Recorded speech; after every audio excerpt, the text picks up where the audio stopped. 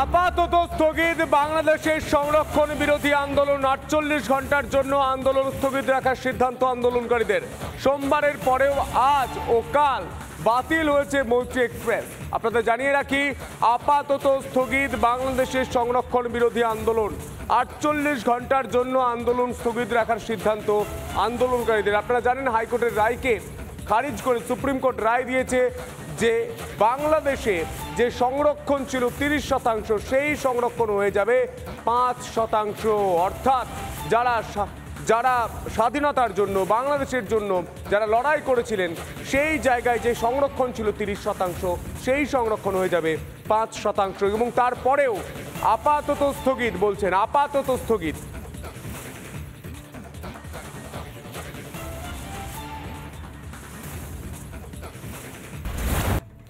বাংলাদেশ জুড়ে নাকি সংরক্ষণ বিরোধী আন্দোলন, ছাত্র বিক্ষোভের আগুনে নাকি ছারখার জাতীয় সম্পত্তি।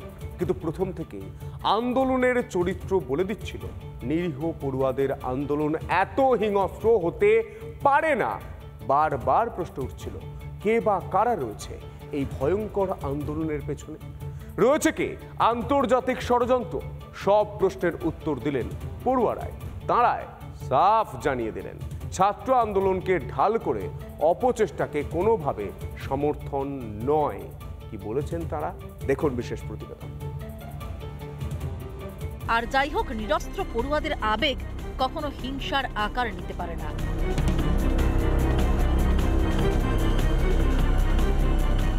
পড়ুয়াদের ঢাল করে এ আন্দোলনে তৃতীয় বা চতুর্থ পক্ষের ইন্ধন যে আছে, সে দাবি উঠছিলই।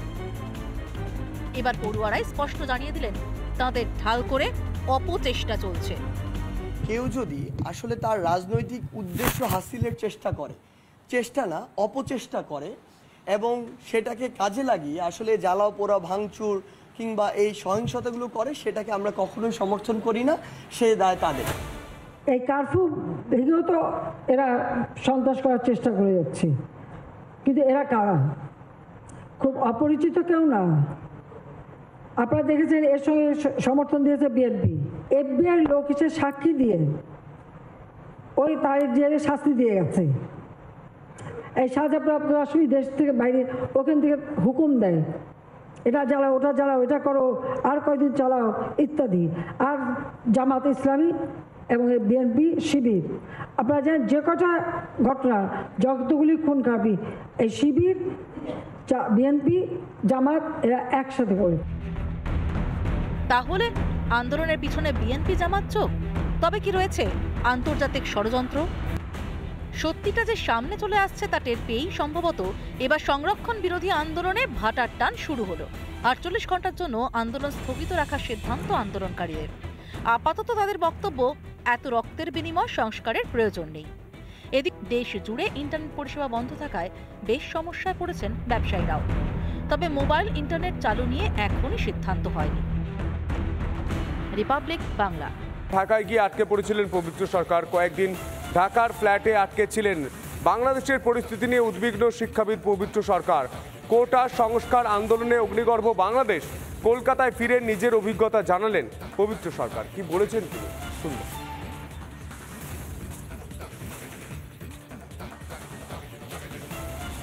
পবিত্র সরকার, যিনি নিজেও তার জন্মস্থলে গিয়েই, জন্মভিটেতে গিয়েই আটকে পড়েছেন।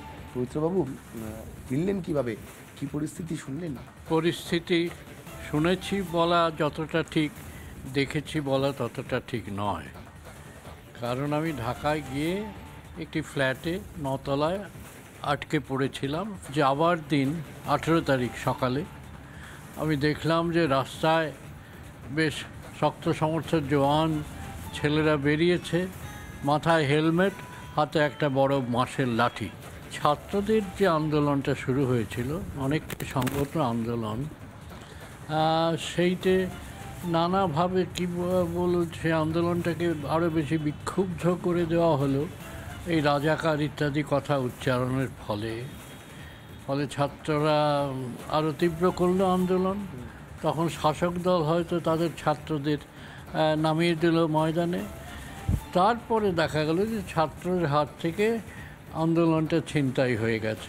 এই জায়গাতেই পবিত্রবাবু আপনিও আটকে ছিলেন বাংলাদেশে, বারবার করে একটা প্রশ্ন আসছে যে আন্দোলনটা হয় এই যে কোটা বিরোধী আন্দোলন, সেই আন্দোলন কি কোনোভাবে ব্রেন ওয়াশ করে পড়ুয়াদের কাছ থেকে অন্য কেউ ছিনতাই করে নিল, ক্যাপচার করে নিল? আপনার কি মনে হয়েছে? একদম তাই। ব্যাপারটা একটা সরকার বিরোধী আন্দোলন, সরকারকে গদিচ্যুত করবার আন্দোলনের চেহারা নিল এবং তাতে বর্তমান শাসক দলের যারা বিরোধী পক্ষ বিএনপি এবং জামাত এ ইসলাম নিষিদ্ধ, তারা যথেষ্ট হাত লাগালো। ফলে ছাত্রদের হাতে আর আন্দোলনটা নেই। জাতীয় সম্পদকে নষ্ট করেছে, যে সম্পদ অনেক কষ্ট করে বিদেশের কাছ থেকে ঋণ নিয়ে শেখ হাসিনা গড়ে তুলছে না আস্তে আস্তে। আমরা তো ঢাকায় গেলে তো এক্সপ্রেসওয়েগুলো দেখি, ঢাকার চেহারাটা বদলে দিয়েছে। মুক্তিযুদ্ধের বিরোধী, তারা ভারত বিরোধী একই সঙ্গে, এবং সাধারণ মানুষের মধ্যে অনেক গুজব ছড়িয়ে যায়। এবারেও গুজব ছড়িয়েছে যে রাস্তাঘাটে যেসব পুলিশ, প্যারামিলিটারি পুলিশ যারা গুলি টুলি ছুঁড়েছে, তারা নাকি সব ভারতীয়, ইন্ডিয়ান। তো যখন জিজ্ঞেস করা হয়েছে কী করে বুঝলে, বললাম আমরা মুখ দেখেই বুঝতে পারি। যখনই বিরোধী পক্ষ আসরে নামে তখন ভারত বিরোধী একটা প্রচার চলতেই থাকে। নানা রকম দাম বেড়ে যাচ্ছে, জিনিসপত্রের বাইরে থেকে আসতে পারছে না, আলুর দাম, এমনকি শাকের দাম, যে শাক হয়তো 6 টাকায় কেনা হয়েছে সেটা 100 টাকায় বিক্রি হচ্ছে, এইরকম একটা ব্যাপার। তবে দ্রুত সেরে উঠুক বাংলাদেশ, দ্রুত শান্তি ফিরুক বাংলাদেশে, সেটা দুই বাংলার, ভারত বাংলাদেশ দুই দেশেরও বোধহয় একই সঙ্গে প্রার্থনা। ভিডিও নিউজ বাসিম আমাদের সঙ্গে ভাস্কর বসু, রিপাবলিক বাংলা, কলকাতা। যেমন বাংলাদেশ থেকে পবিত্র সরকার ফিরে এসেছেন, ঠিক সেভাবেই বাংলাদেশ থেকে অবশেষে বাড়ি ফিরলেন পড়ুয়ারাও। মুর্শিদাবাদের ভগবানগোলায় বাড়ি মেডিকেল পড়ুয়ার। 26 ঘন্টা ঢাকা বিমানবন্দরে আটকে ছিলেন নৌশিন আহমেদ। চোখের সামনে মৃত্যু মিছিল দেখেছিলেন নৌশিন।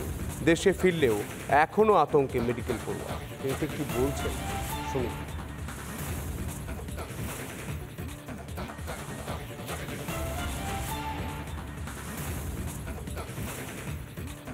খুবই আতঙ্ক, চারিদিকে এত বোমার আওয়াজ, গুলি, সবাই রাস্তা দিয়ে সব মারপিট, সব কিছুই নিজের চোখে দেখতে পাচ্ছি, রক্তাক্ত।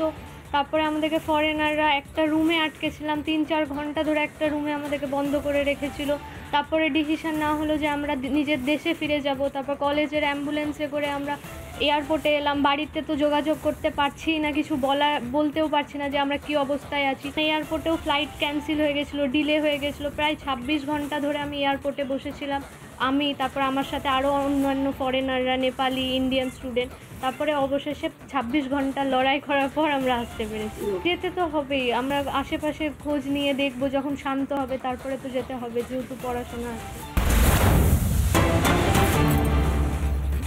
আতঙ্ক নিয়ে বাংলাদেশ থেকে ফিরলেন উলুবেড়িয়ার শুভদীপ। মিরপুর মেডিকেলের 3য় বর্ষের ছাত্র শুভদীপ। চোখের সামনে মৃত্যু দেখেছে শুভদীপও। ডাক্তারি পড়তে বাংলাদেশে গিয়েছিলেন শুভদীপের স্ত্রীও। কি বলছেন তিনি শুনবেন। ওখানে থেকে যে অভিজ্ঞতা এখনও এখন যদি ভাবি গায়ে কাঁটা দিয়ে উঠবে, রাতে ঘুম আসবে না, তাই আর ভাবতে চাইছি না ওই ব্যাপারে আর কোনো কথা। এখনও যদি ওখানে বলি, সারাক্ষণ গুলি গোলা আওয়াজ শুনতে পাচ্ছি, ওপর দিয়ে সারাক্ষণ চপার যাচ্ছে, হেলিকপ্টারের আওয়াজ পাচ্ছি, যেটা নর্মালি দিনে কোনোদিন পাওয়া যায় না বা আমরা অভ্যস্ত না এখানে থেকে। তো ওই আওয়াজে ঘুম আসে না। এম্বাসিকে আমরা অনেকবার প্রায় আমি নিজেই 30 থেকে 40 বার কল করেছি। প্রত্যেকবার অনেক সময় অর্ধেক সময় পাইনি, কিছু সময় যখন পেয়েছি 10 জন 10 রকম কথা বলছে।